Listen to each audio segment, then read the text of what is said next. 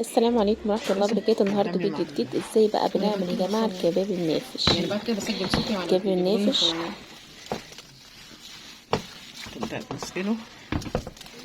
نص كيلو لحمة، عليها نص كيلو رز سليم، وبصلة متوسطة، 5 فصوص توم، ربطة خضرة مشكلة، معلقة بودر صغيرة، ويتقلب كله. لو في كبة ممكن ضرب نص ضربة في الكبة. ضربة دي تخليه مفروم. حطي لكم بندر عشان يمسك، يا تعجن اللحمة لروحها خالص وتروح ملكفتة فيها بقية الحاجة، بدنها تعجن فيها. لما تعمل عرق كده مش محتاجة كمان. وده الكباب النافش بعد ما عجناه كويس وحطينا عليه شوية سنة بقسماط يعني عشان يمسك شوية، عشان احنا يعني حسينا ان هو طري يعني شوية بسيطة يعني مش كتير. هنا بقى بناخد الخلطة اللي احنا عملناها وبنحط الكمية حسب حجم الكرة اللي انت عايزاها للكباب النافش. تاخدي تعمليها كده، بتكببيها في ايدك او بتصبعيها في ايدك كده عشان تمسك في بعضها كويس، بعدين تكوريها الحجم اللي انت عايزاه وبس تمسحيها بايدك بالزيت عشان ما تلزقش، عشان لو ايدك بتلزق تمسحي ايدك بزيت وبعدين تكوريها الحجم اللي انت عايزاه، تصبريها كويس كده وتبلي ايدك بالزيت كده عشان ما يلزقش وانت بتكوريها وبتصبعيها وبس. بترصيهم بقى في طبق وبعد كده بتروحي بقى تسخني الزيت عشان تقليه. احنا بنحب نقليه لان احنا بنفرزن بنحطه في الفريزر، فعشان مش يعجن في الفريزر فاحنا بنشمعه كده، بنقليه في يعني ايه، مش قليان زي تحمير البطاطس، لا احنا بنشمع الكباب النافش بحيث ان هو يمسك نفسه، عشان كمان لما ينحط في الفريزر مش يتعجن. وبنحطه في اكياس على حسب بقى احنا عايزين في الطبخة مثلا 15 واحدة، 20 واحدة، 50 واحدة، على حسب الكمية اللي انت بايه تحتاجيها لبيتك. وتطلعيها وترصيها بعد كده، اللي تطلعي بقى اللي تحتاجيه من الفريزر بعد كده وترصيه في الحلة زي المحشي وتسقيه زي المحشي وبس. وبالهنا والشفا.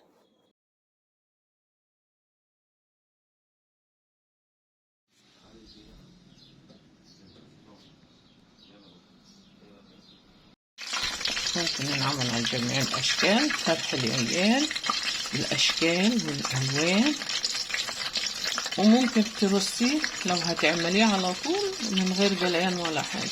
بس ده عشان هتخرجيه في الفريزر فبتقليه. وبرضو أنا بحب أقليه عشان بيمسك نفسه، مش ينعجن ولا ينهري ولا حاجة. إن شاء الله نص قليه علي.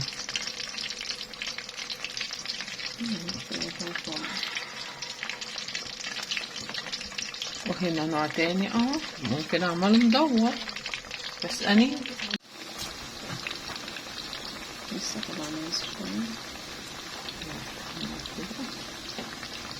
لازم يتحمر قوي يعني ايه يعني مش يتحمر يعني زي البطاطس، لا يا دوبك يتلون، يتشمع يعني، يتشمع كده نص تشميع.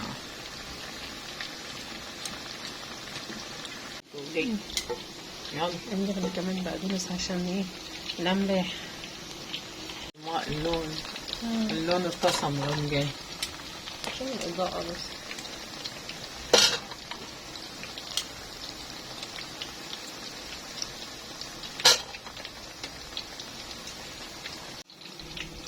يعني بقى احنا كده قليناه، بعد ما بنقليه ويبرد بنفرزنه في الفريزر اللي اي وقت نحتاجه نطلعه نستخدمه. تسلم ايدك يا تيتا. ممكن يتحط في الخضار كمان مع فاصوليا وكده والبطاطس، كوسة، بسلة، ينسجي زي المحشي ويتاكل كده بالشوكة مع سلطة. طبعا يا جماعه احنا عملنا هنا عينه عشان نشوفه هيفك ولا لا. تمام، سويناه عادي زي المحشي كده، رصيناه وحطينا عليه مرقه وحطينا عليه يعني طبعا احنا حاطين كده البهارات كده كده في ال في الاسم ده، في مكونات الكباب النافش. يعني احنا حاطين الملح وكل حاجه، بس احنا بنحط معلقه صلصه، بشره طماطم، مرق، معلقه توم مفروم او توم صحيح ومكعب ماجي طبعا. بنروح برضو الملح لان احنا حاطين على الخلطه حاطين على الخلطه ايه، حاطين على الخلطه ملح. تمام. فاحنا بنراعي بقى نسبه الملح واحنا بنسقيه زي المحشي كده بنراعي. وبنحط معلقه سمنه وكده. يلا وبالهنا والشفا.